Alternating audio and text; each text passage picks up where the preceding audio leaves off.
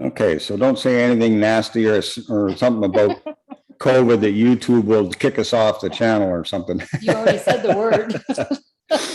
Okay, so what we're going to be doing for the next 10 weeks is going through a series of videos made by a fellow named Mike Maloney, and the title of it is The Hidden Secrets of Money. Now, I'll tell you right up front, Mike Maloney is a gold and silver dealer. All right, so that's his business, but and he's going to talk about gold and silver a lot in here, and not because it's his business, because it's the oldest known money, like for the last 5,000 years. So each of these sessions is going to be 60 to 90 minutes. We'll watch the video. Please have a paper and pen handy, take some notes. And then we'll have discussion and questions and answers afterwards. Okay, so Mike Maloney. He's down in the U.S. He's been studying macroeconomics for quite a number of years, and everything that he talks about is the U.S. financial system. But since 1971, almost every financial system in the world runs almost exactly the same way. Doesn't matter what country you are. A lot of the things we're going to talk about are especially in Canada, they're 100% applicable here. We're going to talk about different economics studies. Now, what every country in the world basically is using right now is something called, you'll hear it called Keynesian economics. And this is from a guy named John Maynard Keynes, who basically set up the plan for the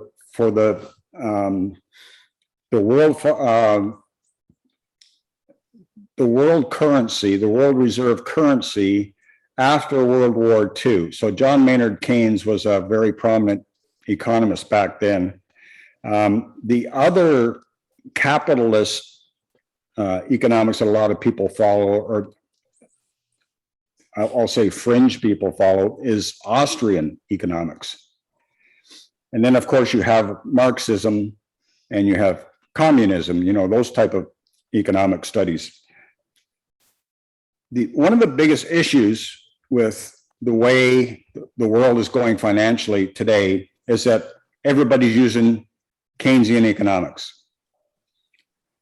And as you're going to see in these videos, Keynesian economics doesn't work.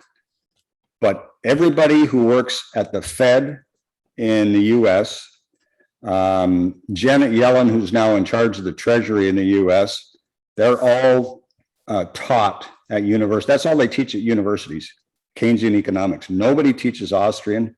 Nobody teaches Marxism. Nobody teaches communism.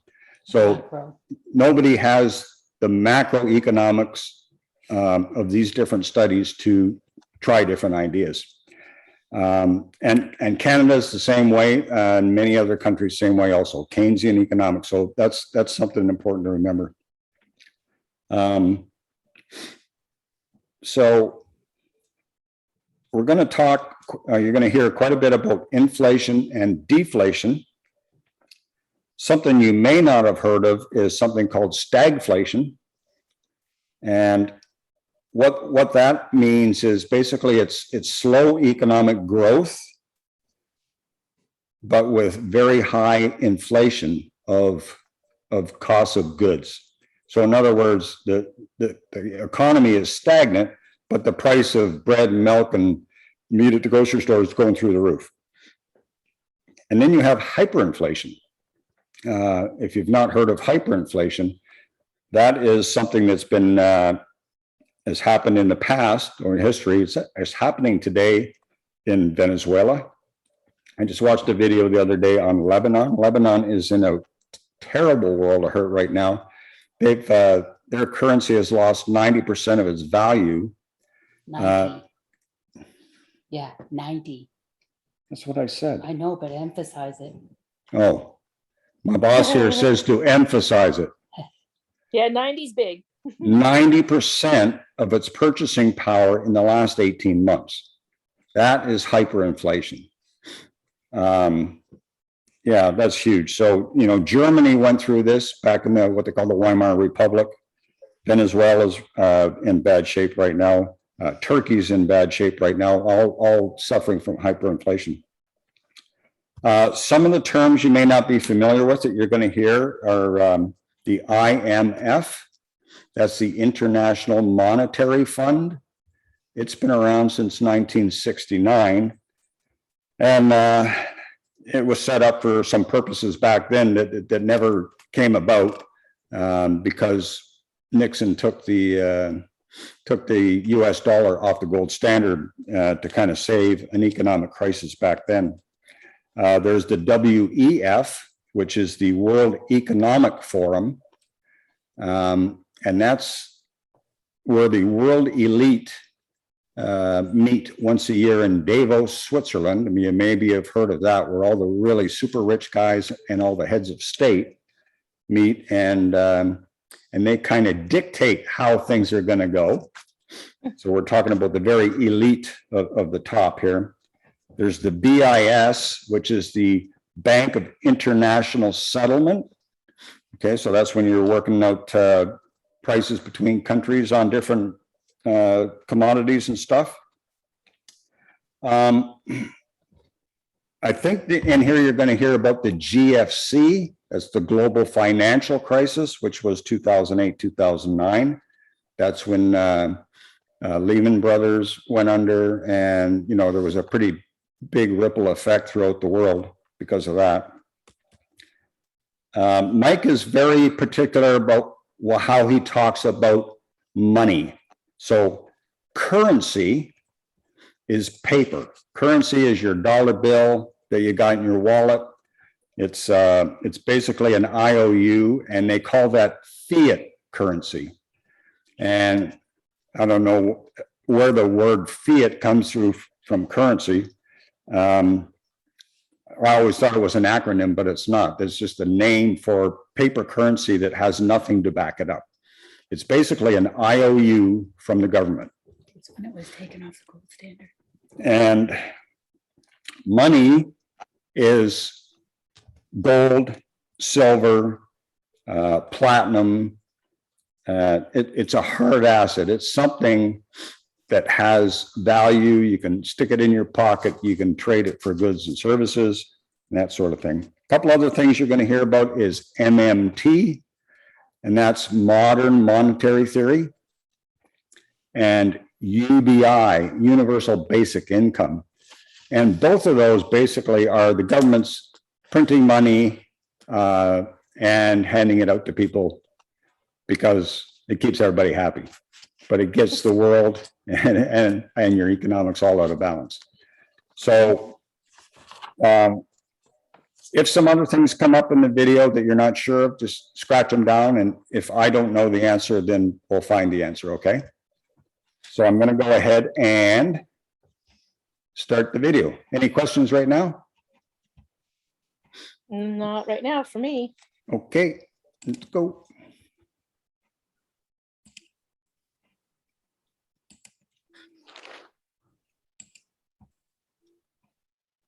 Everybody see that okay? It's black. Your Many true versions wealth of is your currency, time and freedom. Money is just a tool for trading your time. It's a container to store your economic energy until you're ready to deploy it. But the whole world has been turned away from real money and has been fooled into using currency. A deceitful imposter that is silently stealing your two most valuable assets, your time and your freedom. Welcome to the rabbit hole. We are entering a period of financial crisis that is the greatest the world has ever known. The wealth transfer that will take place during this decade is the greatest wealth transfer in history. Wealth is never destroyed, it is merely transferred, and that means that on the opposite side of every crisis, there is an opportunity. The great news is that all you have to do to turn this crisis into your great opportunity is to educate yourself. I believe that the best investment that you can make in your lifetime is your own education. Education on the history of money, education on finance, education on how the global economy works, education on how all of these guys, the central bankers, the stock market, how they can cheat you, how they can scam you. If you learn what is going on and how the financial world works, you can put yourself on the correct side of this wealth transfer. Winston Churchill once said that the further you look into the past, the further that you can see into the future. This program is all about creating your own crystal ball, being able to gaze into the future, being able to change this crisis, the greatest crisis in the history of mankind, into your great opportunity.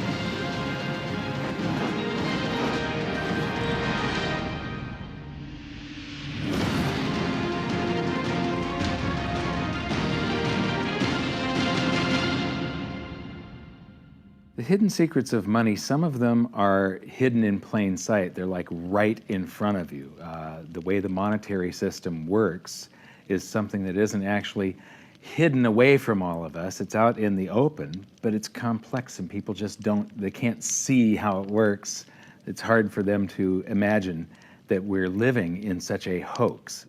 Others are meant to be secret, but the truth is slowly coming out, like the Federal Reserve being a private corporation and not really part of the US government.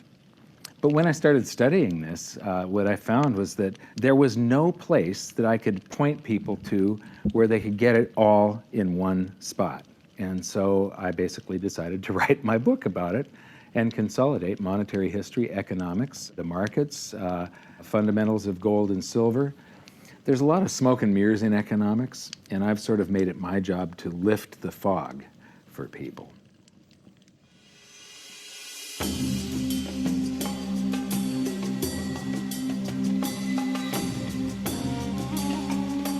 Welcome to Egypt. This is where it all began. Roughly 5,000 years ago, the Egyptians started using gold and silver as their predominant form of currency. But it was not yet money. The pieces of gold and silver that they were using were odd sizes and weights, odd purities, so it still was not interchangeable, where each unit is the same as the next.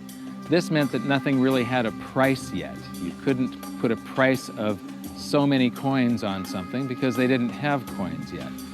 Trade was still difficult. It was still a guessing game when it came to the exchange of values.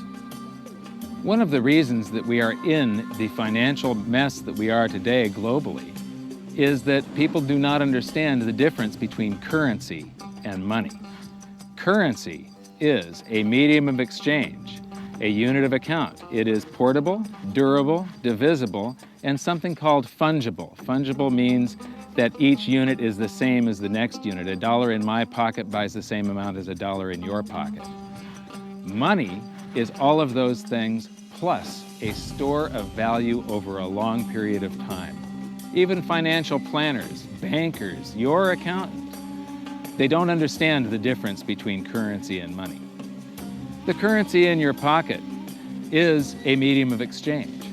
It's a unit of account because it's got numbers on it. It's somewhat durable, it's portable, it's divisible in that you can make change, and it's fungible. A dollar in my pocket buys the same amount as a dollar in your pocket.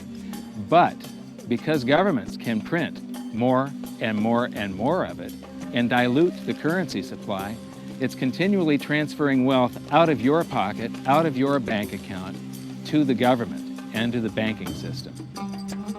The reason that gold and silver are the optimum form of money is because of their properties. It's an easy medium of exchange because gold and silver store a large amount of value in a very small area.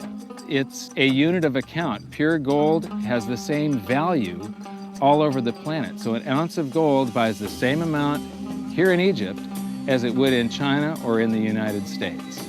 It's durable. The same gold that Egyptians were using in trade 5,000 years ago is still here with us today. It does not corrode. It's divisible. You can make change with it. It's very portable. You could use something like oil as money. It's just that you can't carry around a barrel of oil on your back. It's fungible. pure gold is the same wherever it is on Earth. Pure silver is the same wherever it is on Earth. It's limited in quantity. That's the reason that it maintains its purchasing power. Governments cannot print it. Over the last 5,000 years, only gold and silver have maintained their purchasing power. There have been thousands upon thousands of fiat currencies, currencies that are unbacked by gold or silver, and they have all gone to zero. It's a 100% failure rate. Well, fiat currency, of course, is a currency that exists at the dictate or by fiat from a government. You say they have their printing presses, and the paper money rolls off the printing presses. And then they give it the fiat designation, which makes the currency official. It's just worthless paper.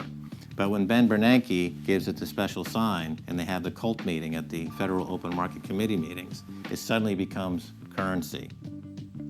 If you look at what's really going on, it's a con game.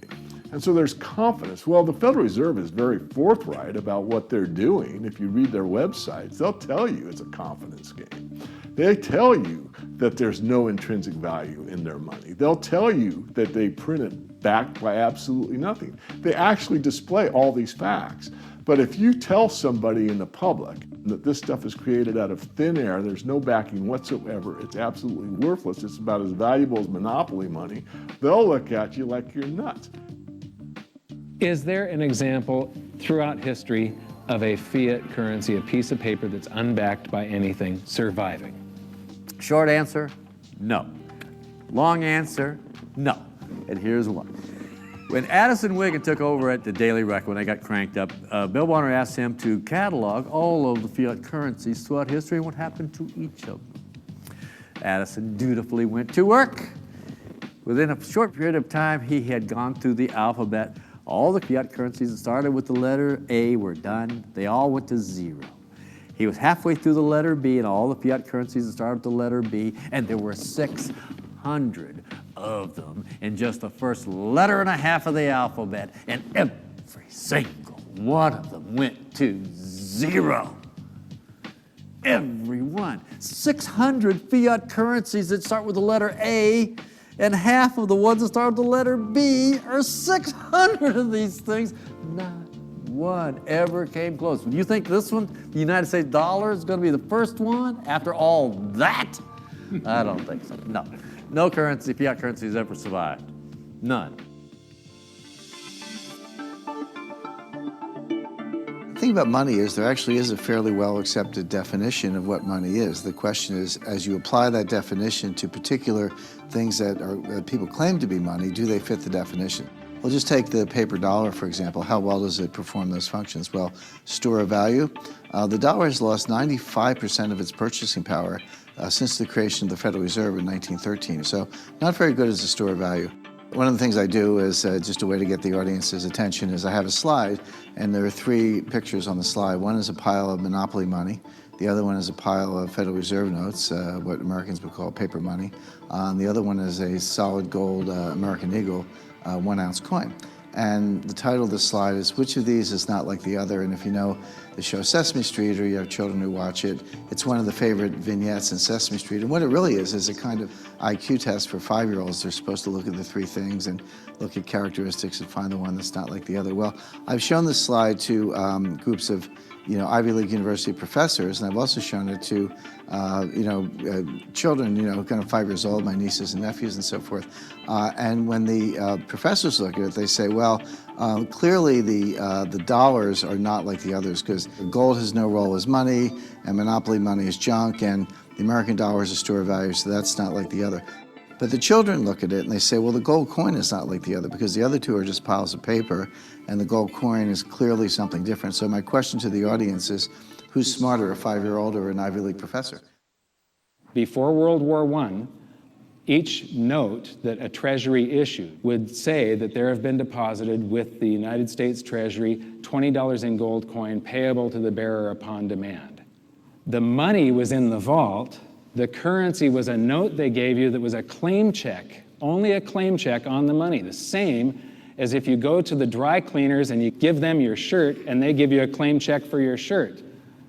The value is that shirt at the dry cleaners, not the piece of paper that says that you own that shirt. So our currency that circulated was the paper US dollars, and they were claim checks on money. The next hidden secret is the difference between currency and money. Money must be a store of value and maintain its purchasing power over long periods of time. As we progress through this series, you'll learn that national currencies are really a tool used by the government and the financial sector to leech away your time and your freedom by stealing your purchasing power. So rather than storing your economic energy, currencies leak. Now compare that to the gold and silver the Egyptians were using. Like I started with, it still wasn't money because it wasn't interchangeable yet. But they were on the right track, as gold and silver have proven over thousands of years to be the ultimate store of value. Gold is only formed when a star explodes, a supernova, and it stays around forever. This is one of the properties that make it the ultimate money.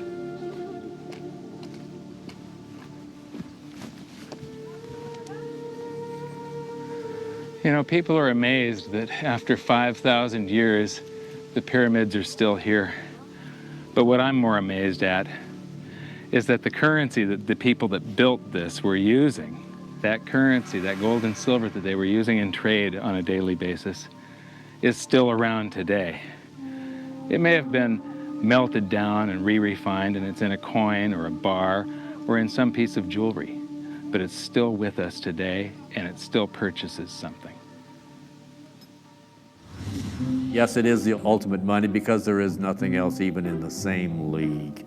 It's divisible, it's permanent, it's a store of value, it's a unit of account. It's got everything you want out of money, but it doesn't go away, and it can't be increased. That is what makes gold the most beautiful money of all. What more could you ask out of a money? It keeps governments under control. You can maintain a solvent system. Governments don't like gold at present because they're getting away with the fiat currencies, and they'll do everything they can to discredit it as an asset class. I mean, my goodness, gold has outperformed the Dow Jones Industrial Average in each of the last 7 years, yet it's not considered a legitimate asset class. Why? Again, it's the fear that maybe gold will be imposed on the system, that it will constrain government ability to spend beyond its means. They can't print it. They can't print it, no. The proper definition of inflation, I use Milton Friedman's definition. Inflation is an expansion of the currency supply. Deflation is a contraction of the currency supply.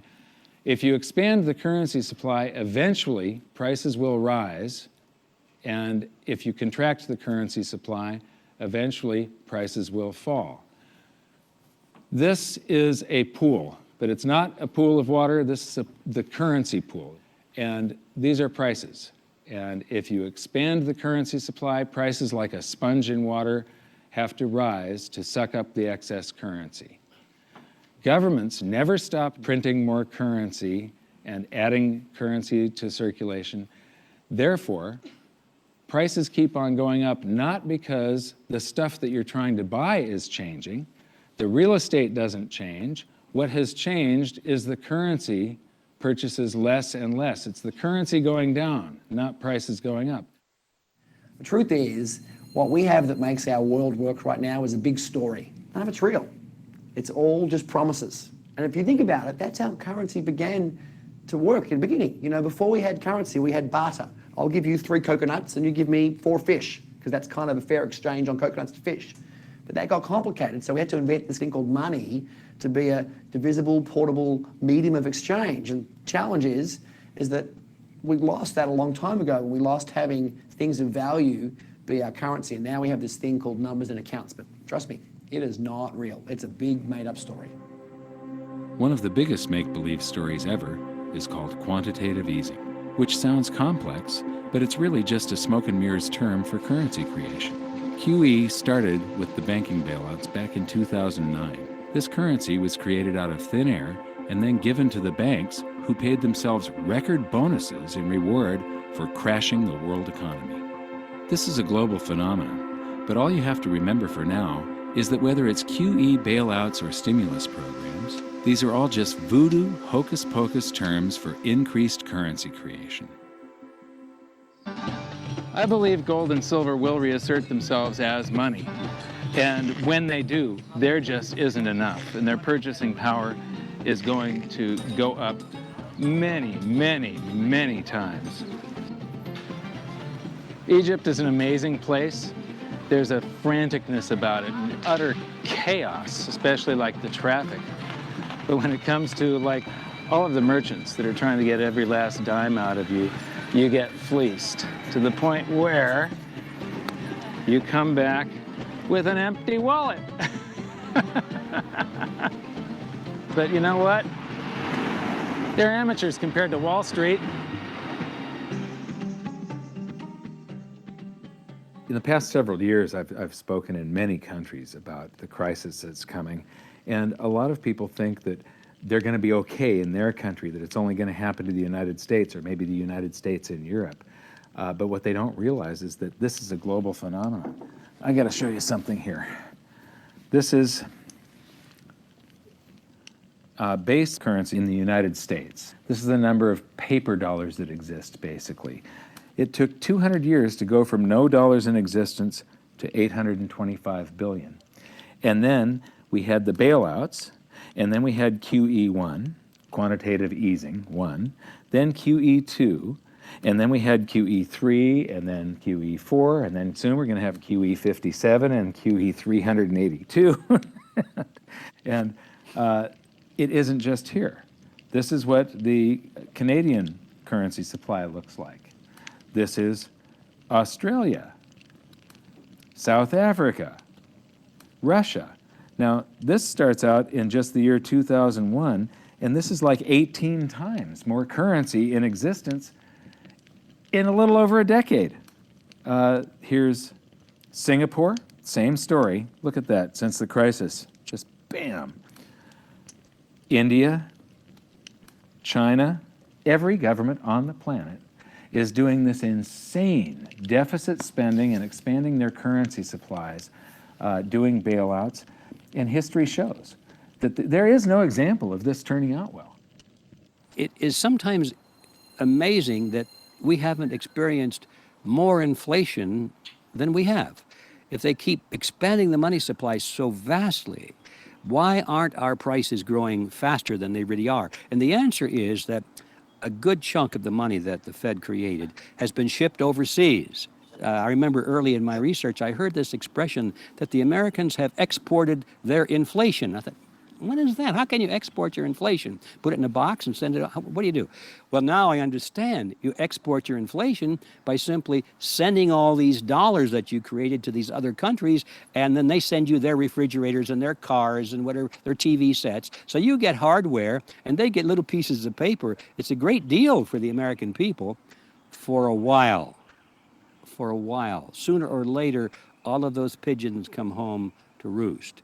When the time comes, as it looks like it's now coming, when the rest of the world is saying, we don't want to play this game anymore, Uncle Sam's dollars are just becoming worthless, there are too many of them, we've got to find something else other than American dollars, then those dollars start to come back to America. People say, we don't want them anymore, what do we do with them? Once this revs up, and we've got this little trickle of money coming back that we previously exported, once it becomes a flood and it starts to rush back, now we are getting our former exported inflation brought back to us, and then we'll see the quantity of money inside the United States grow much more rapidly even than the Federal Reserve can create it, because we're getting a previous money back. And that's when we will really see the tanking of the US dollar in terms of what it will buy. During the second round of quantitative easing, global food prices went up 60%. And this created a humanitarian disaster for the 2 billion people on Earth who live on less than $2 a day. These people were hungry to start with, they became hungrier, and some of them started overthrowing their governments in North Africa and around the Middle East. So quantitative easing was the spark that ignited the Arab Spring. So that's it. When you create money, you get some sort of inflation. It just depends on where the inflation goes. It's all going down, down, down. Peasants are reeling from a game of coins and crowns. Given the premise that you have a permanent underclass or poor class, and how does inflation affect them disproportionately? It affects them basically in the percentage of their income that goes to food. And we see this as a ratio, and we know that there are some danger points. For example, in Egypt recently, once that ratio got to 40% of income going to food and the price of food rising due to inflation, when it got to 40%, that's historically a point where people actually stage a revolution. That's exactly what we saw. The French Revolution, similarly, was all around the price of food getting to a certain critical point where people simply, the risk reward for revolution was favorable toward revolution. When they print it up, then it all goes down. Well, exactly right, because when you have a runaway inflation, it's punishing the very people who are most productive in society. In other words, the people that produce more than they consume and save the difference. The problem is that those productive people, the savers, save in their national currency. And unfortunately, the national currency is just a fiat piece of paper at this point. So when it's destroyed through runaway inflation, that $100,000 that you were hoping to retire on doesn't exist. And the things that you were going to buy with it and provide for others don't exist either. Now what are you going to do? So that all seems pretty scary.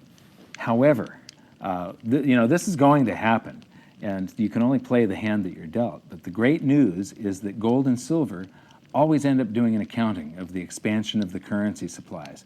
Basically, the will of the public and the free markets. When governments do this kind of stuff to their currency supply, they debase it. Eventually, it comes back in inflation. People sense the loss of their purchasing power.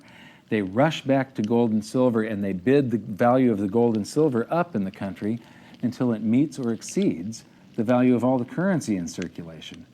This is a process that's been going on over and over again throughout history, except this time it's happening on a global scale. It has never before happened in all countries at once.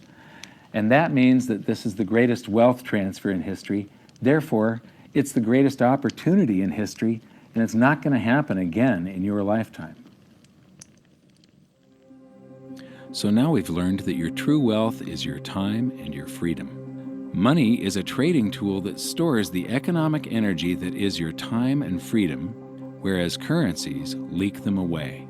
Gold and silver are the ultimate money simply because of their properties. Fiat currencies are based solely on confidence and always return to their intrinsic value of zero. Governments don't like gold because it imposes restraint. Rising prices are a symptom of an expanding currency supply, and gold and silver always account for an expanding currency supply. So that's it for this episode. Join me next time as we begin to investigate how monetary history just repeats and repeats, and how gold and silver always win the battle between currency and money. Until then, my challenge to you is to stop calling currency money. It's a crucial first step towards setting your mind free of all this economic voodoo and changing your context. You can learn more by watching the bonus features on our website, and if you have any questions, you can post them there, and we'll answer some of your questions in future bonus features. So good luck, thanks for watching, and we'll see you next time.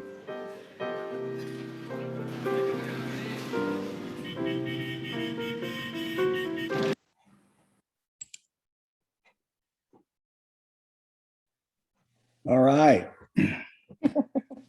That's the video. So some of the important stuff that I just want to reemphasize there, that the initial thing he said, that true wealth is your time and your freedom. All right, and that what we use for trade and everything else is money or currency that we're using right now.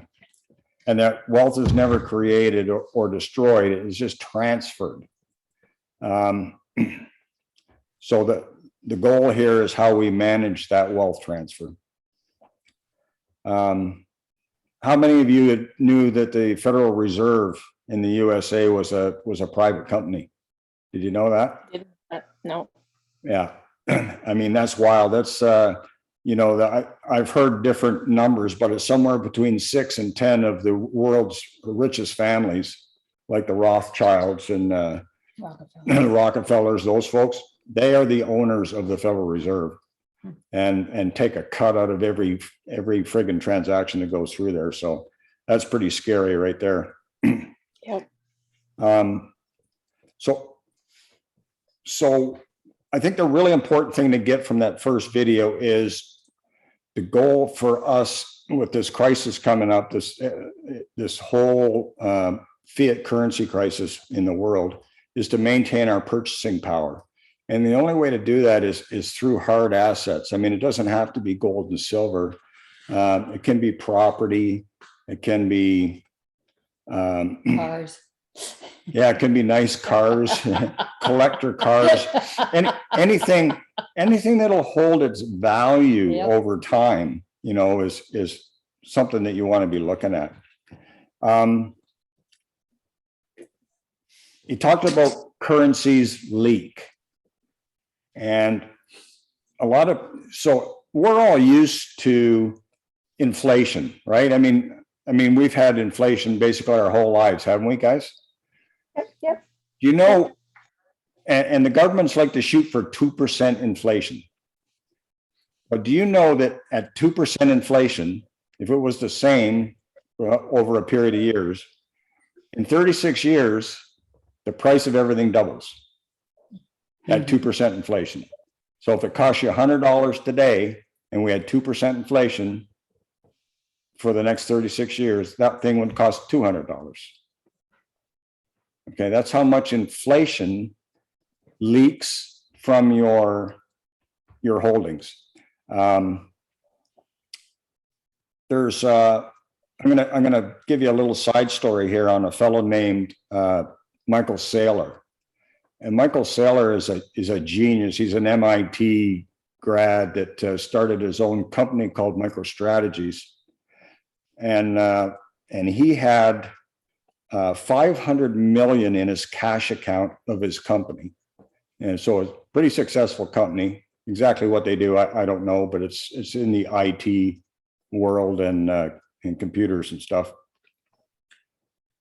And he's the founder and CEO, and he sat down with his board and says, hey, we got 500 million sitting here in our account.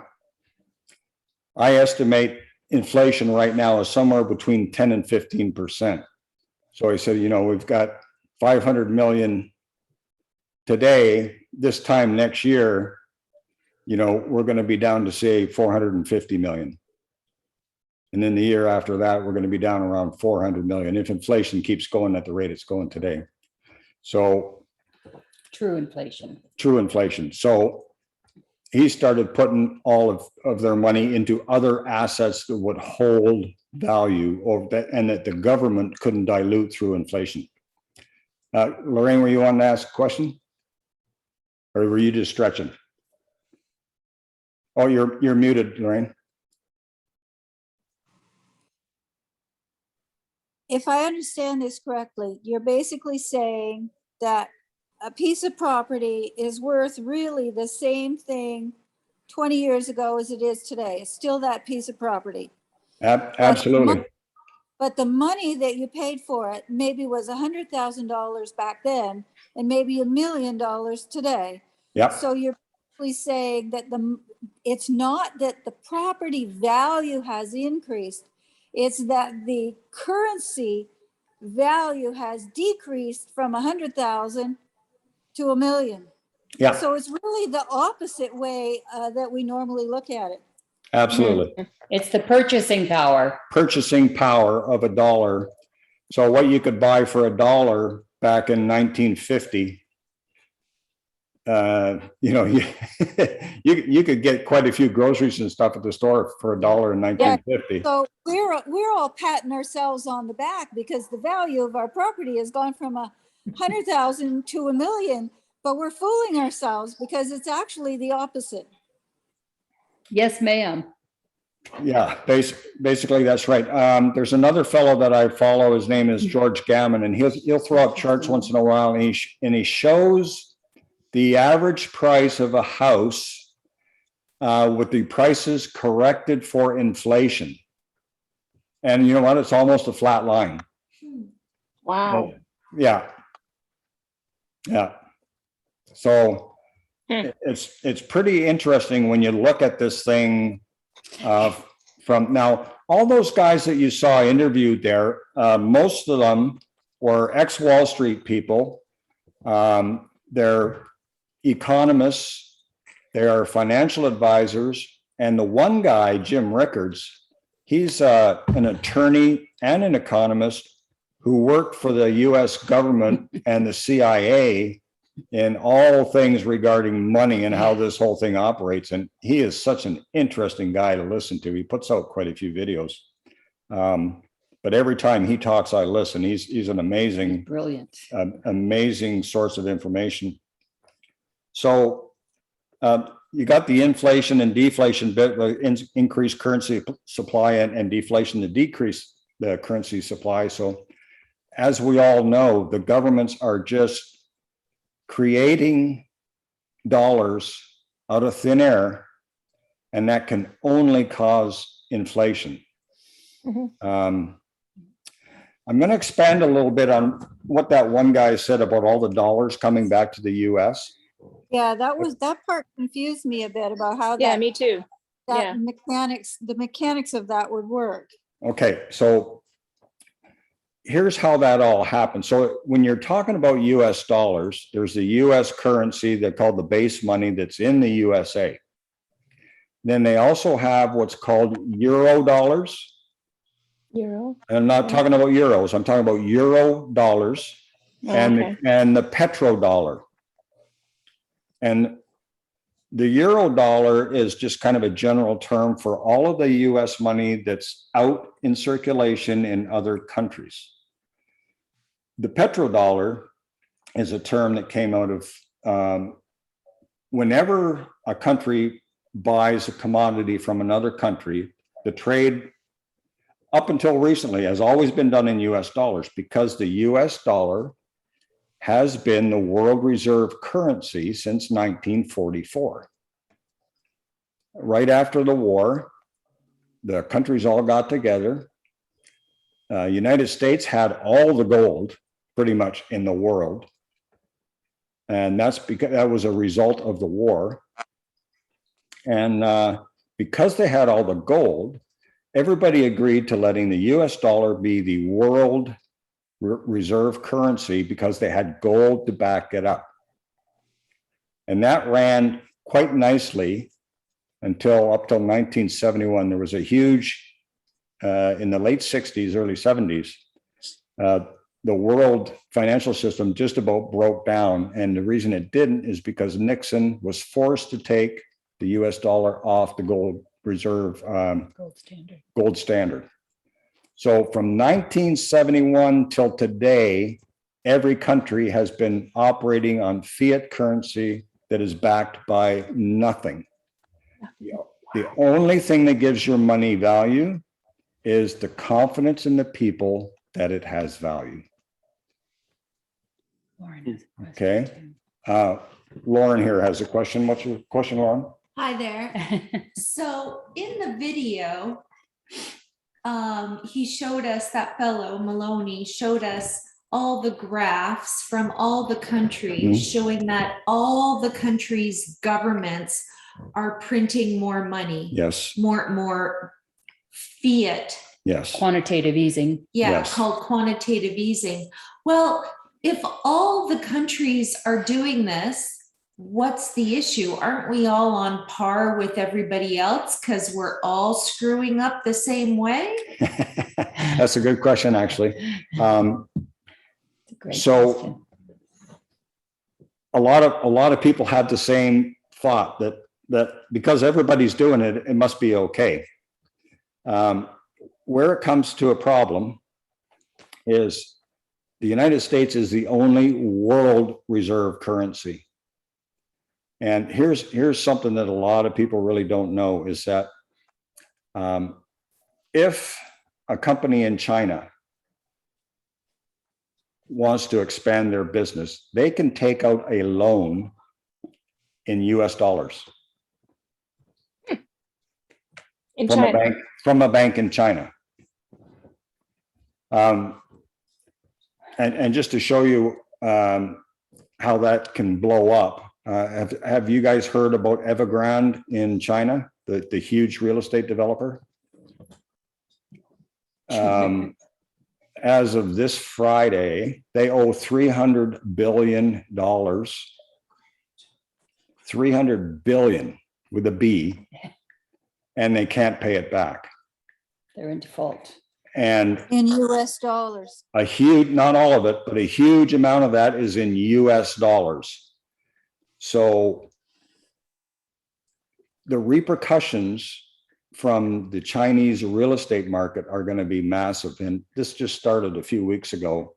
They go into they missed their bond payments for the last 3 weeks. On the fourth week, they go into actual default. And that's when the shit's probably going to really start hitting the fan. But anyway, what I'm getting around to here is that the US has no idea how much currency is in existence outside the US. They have no clue. It could be 3 or 4 times more than the actual currency that's inside the country, if you can fathom that. So it's because it's been used for oil, it's been used for all kinds of business transactions. One thing I didn't know is that whenever a country trades with another country, and it doesn't even include the USA, they trade using US dollars because it's the world reserve currency. Now, countries have been getting away from that recently. Russia has started working directly with China, and they trade rubles for yen, or they trade gold, or they trade something else, but they're staying away from the US dollar. And part of this is the USA's fault anyway, because the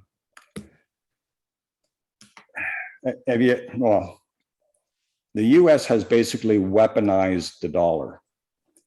And what that means is, if the US is not happy with the way a country is doing something, let's take Iran for an example. US is not happy with what they're doing.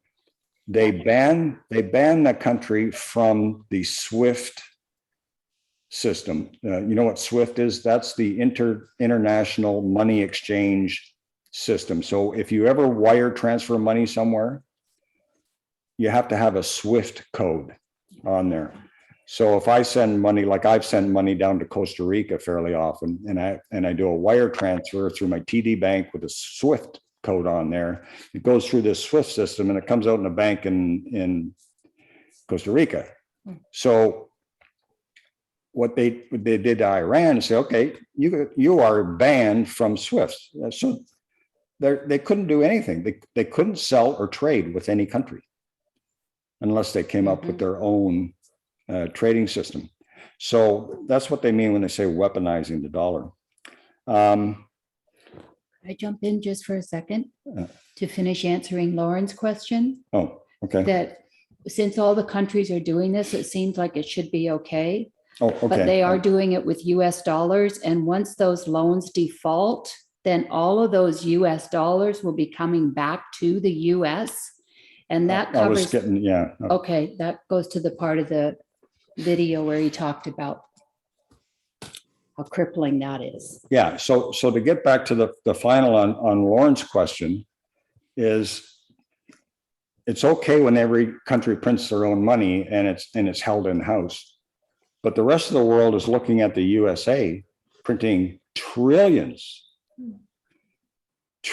and trillions of dollars to he used that one example where the one guy said the dollars go out and the cars and the pianos and the refrigerators come from the country. So the US trades their fiat currency that they created from thin air, fugazis, you'll hear that term. It's fugazis, fairy dust. It's created from nothing. They buy goods and services from other countries, bring it in, and these countries are left with that US paper money, and the more and more they print, the less and less valuable it is. So that the US dollar is decreasing in value. Now, when countries are, and the only reason this is still going on is nobody's lost confidence in the dollar yet. As long as the world still has confidence. Confidence is a huge word in economics. As long as the confidence is still there that the money's worth something, it's worth something. But all the other countries are starting to look at this now and say, hey, we're getting this paper money, we're giving them our goods. And then what are we going to do with this paper money? So the big scare here is when this starts flowing back, it's going to be nasty. So how does the mechanics of this flow back actually happen? Do they start paying off their loans with it? Like, how does it come back? Yeah, so typically money that's held in other countries is held in T-bills or treasuries or bonds, right? So let's say Costco gets a container ship full of stuff from China, and Costco pays, $1 billion for this cargo ship full of stuff. China, the companies take the money that they made and they buy US bonds and that kind of stuff, something like that.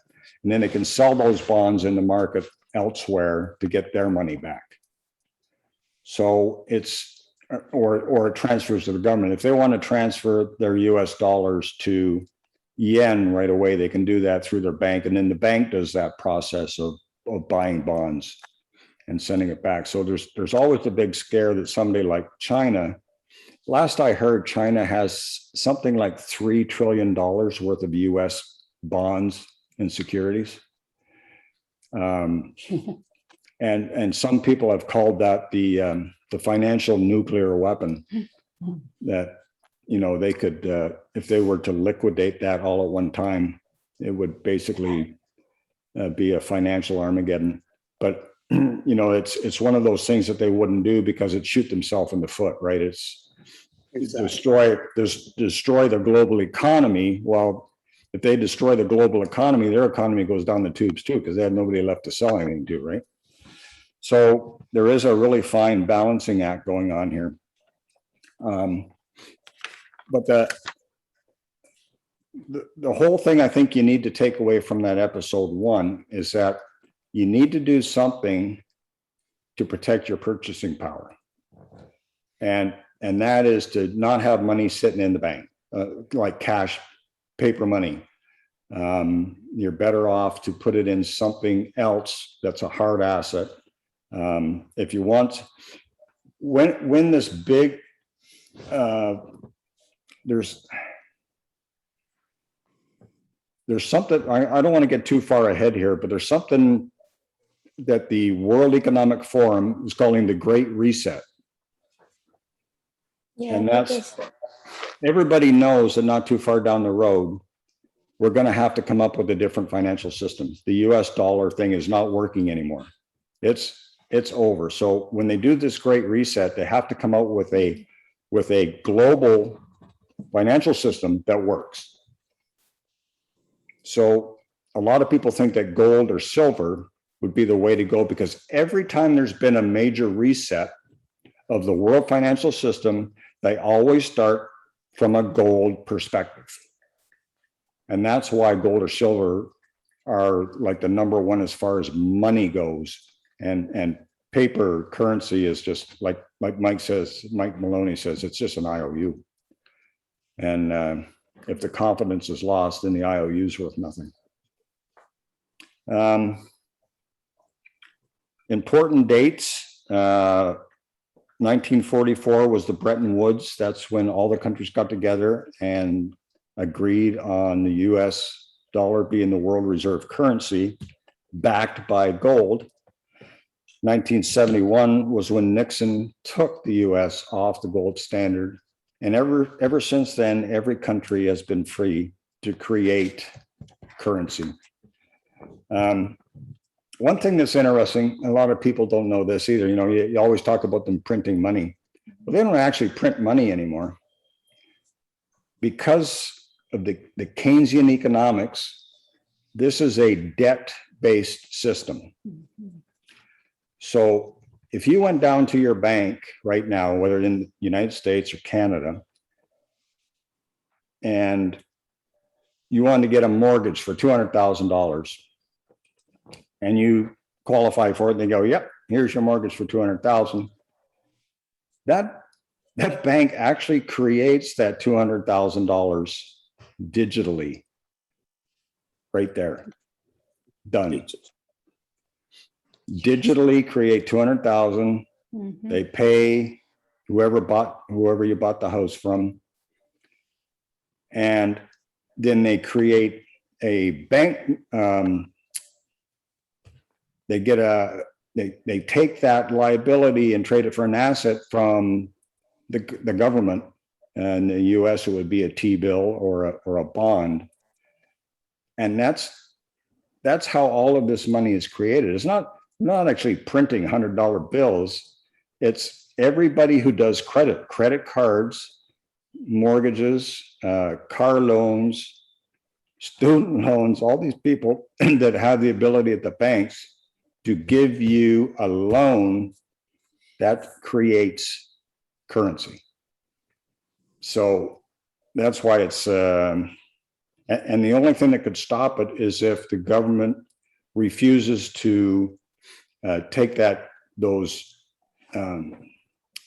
credits and issue the bonds for them. I think you've gone deep enough. Yeah.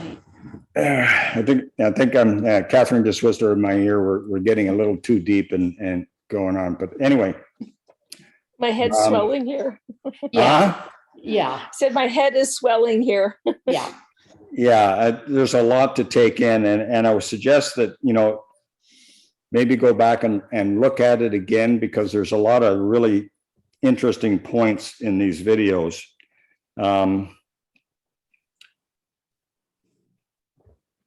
One thing I just want to put a plug in here for Mike Maloney. He is a gold and silver dealer, but throughout this whole series, he never says, "Come to me and buy your gold and silver." This guy has done this 10 episode series totally out of his own pocket, doesn't charge anything for it, and never promotes himself except for, he puts his title of his company on there, but he has spent hundreds of thousands of dollars, and they're all really high quality videos. And he explains how this whole system is set up and how it's set up to screw the little guy. So what we're going to end up doing in the end here is, people are going to ask how do I avoid this? And really the only way, what we're doing is we invest in gold and silver. A lot of people don't know, you can just go down to, there's a place in London called London Gold and Bullion on Highbury Ave. And there's a little shop on Richmond Street. And it's called, I think it's called Andrew's Coin and Stamp Shop. It's right between King Street They're now and on Talbot. Lauren. Huh? Lauren said they're now on Talbot. They're on Talbot? Yeah, they're on Talbot, and you need to make an appointment. You can't just walk in. Oh, really? Yeah. So Larry, just a quick question there. Yeah. So you walk in and buy your gold, and you walk out with a sack of gold. Is that the No. way? No. So you're, There's so many different things you can do. In fact, at the London Gold Buyer on Highbury, last time I was in there, they have big boxes, big containers full of pre-1963 Canadian coins. And for those that don't know it, pre-1963, all Canadian coins, the quarters, nickels, and dimes all had silver in them. They all had real silver in them. And like a quarter, I don't know what it's worth today, but old quarter Canadian is now worth like 50 cents or $1. And because it's got real silver in it, it will always maintain a higher value as the purchasing power of our money goes down. So what? But Chris, yes, you can go in and come out with a sack full of gold. You can. And you can get it in bars, you can get it in coins, you can get it in very small coins. You can get it in jewelry, you can get it in any form you like and any carat that you choose. And then you find a very safe place to store it and you don't tell anyone. Except the one person or two people that you would trust that would need to know where it is should something happen to you. But So- you can, 1963, I think. but you Pardon? can also just buy gold as if you were buying like a mutual fund, you know. where you No, get- that's not real. Okay, No. so good question, Lorraine. Yeah. There's a huge difference between physical precious metals and buying ETFs or stocks. There's a GLD is a gold stock that you can buy. And that is totally manipulated by all the big banks and the Bank of England, JP Morgan. All these banks manipulate the gold prices to be suitable to them. If they say the price, I don't know what the price of gold is right now. I think it's like $1,700 or $1,800 US. If you want to go buy, so that's per troy ounce. That's what they always give it to. They give the price per troy ounce. So let's say it's $1,800 on the stock exchange. That's what they call the spot price. If the spot price is $1,800, if you walk into London Gold Buyer, you're probably going to pay somewhere between, I'm going to guess, $1,900 to $2,000 for that 1 ounce of gold. The physical is always more than what the paper money is, but the paper money, the paper gold, the paper silver that's traded on the stock exchange is not backed by anything either. I believe that. Yeah. It's not backed by anything. These banks will trade futures in the gold and silver markets, like in the billions of dollars overnight, and manipulate the spot price. And it's going to get to, when the financial system kind of comes to a halt, that's going to put the stop to that. And that's when the gold and the silver are going to really reach the value they should be at today. If the US dollar was still pegged to gold right now would be worth something like 20 grand an ounce. Mhm. It's a ridiculous number. It's way up there. But it's not. So they've manipulated that paper price down. So yeah, there's Physical gold. Yeah, The only just- safe gold or silver is physical. yeah. Yeah. And there are places where you can buy it and they will store it for you. That's also Be an very option. careful with that too. Yeah, you don't put it in a bank safe deposit box or something like No. that. No, that's not safe. We're But gonna- there was a time, long time ago, where the US brought out a law that everyone had to bring in their gold. And what do they call it? Confiscation of gold. And people brought their gold in and gave it back to the bank because it was illegal to hold real gold. And that's how the US reestablished their gold holdings. And a lot of people don't understand that, but that really happened. And a lot of people, of course, did not bring in their gold and still have it. that was in the days of Roosevelt. Yeah. Roosevelt did that. Yeah, I remember that, reading that or being taught that. And the Chinese was made to force over all their gold. Yep. when during the war. That they lost it. They lost everything. They were forced to give it over when they lost the war. Yeah. Well, when the US demanded all the gold be turned in, they paid everybody $20 an ounce for it. And when they had it all, and they did the reset on the money, it came out at $35 an ounce. So they paid everybody 20 for it, and then a month later they put it up at $35. Okay, so And here's a that's what they can do. question. Oh, another question. If y'all had gold hidden underneath your bed, and the government said to you, you have to trade in all your gold, what percentage of your gold would you trade into the government? None. Absolutely zero. Yeah. And I wouldn't tell anybody. Most of the people that I listen to now, that question comes up all the time. Could that happen again? They say, yeah, it's possible, but highly unlikely. Yeah, people are much more savvy, and it's and what are they going to do? Knock on every door and say, hey, you got any gold? It's like, it's one of those things. That's why the government doesn't like it. Nobody knows who's got it and what they're doing with it. Yeah. But in today's world, there's transaction records of everything.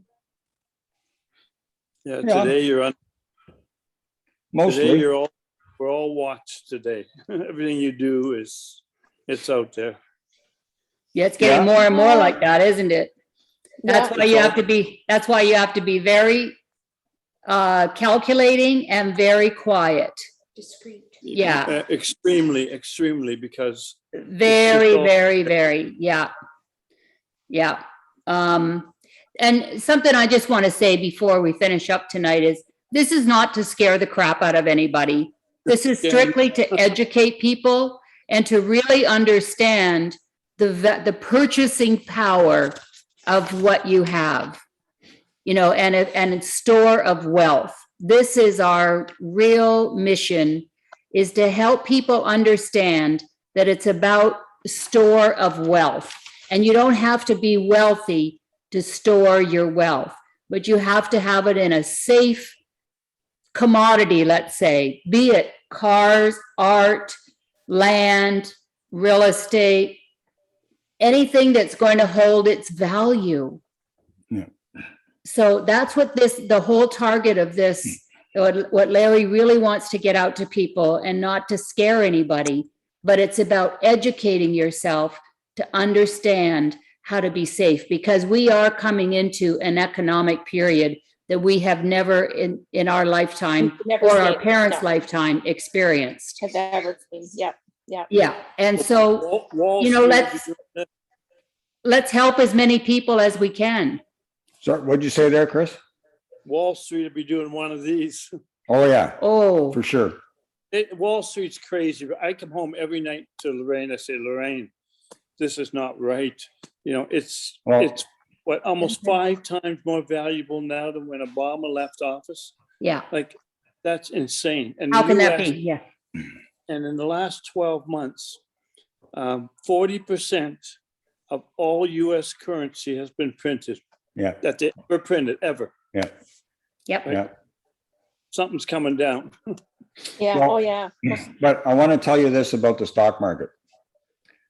The only reason the stock market is going up is because of the currency that they're creating out of thin air. Yeah. In the United States.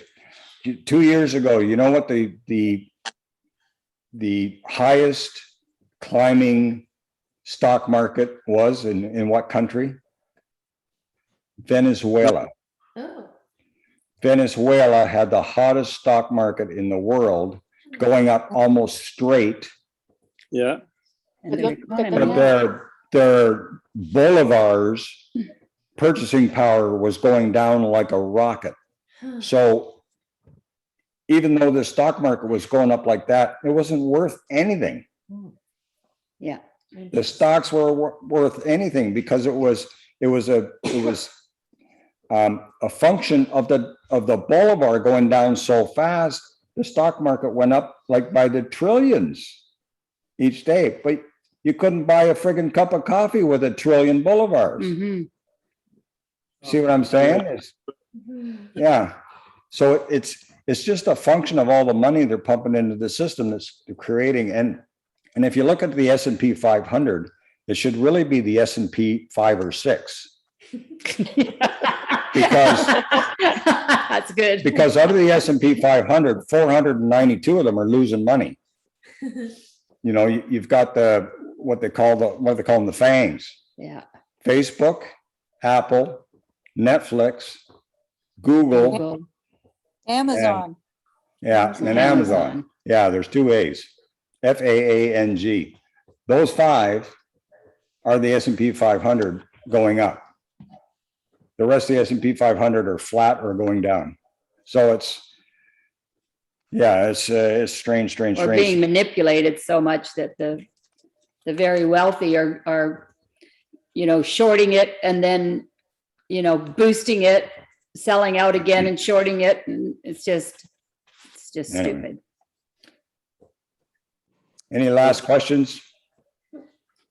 Is this All part right. that we're talking about recorded still so that I can go back and listen again? I'm recording the whole thing so I can, Excellent. so people can go back and look at it. And so the Yeah, people that missed, there's, like I said, there's at least 3 or 4 people that were going to be here tonight that didn't make it. So I'll send this out Well, to everybody. after this little session, I'm quite sure next week is going to blossom because, you know. And once if they you have record it- anybody, that's interested, tell them to Yeah. join in, you know, the more the merrier. It's, Yeah.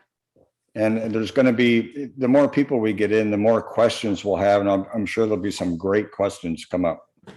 Yeah. But, Yeah. Thanks, Larry, for doing this. Oh, my pleasure. I've been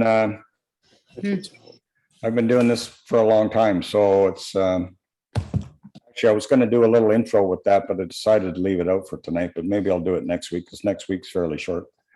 Don't expect your kids to listen because none of Larry's will. They're just so used to having everything they need whenever they need it. They can't imagine the bottom falling out. Yeah, no, they can't imagine. But we No. can help them in other ways. Yeah. All right. Thank you so much, Larry. Very interesting. Yeah. All right, guys. We See you Sunday. Yes. Okay. Sure. All right. Looking forward to it. Bye, Amber. Mwah. Bye.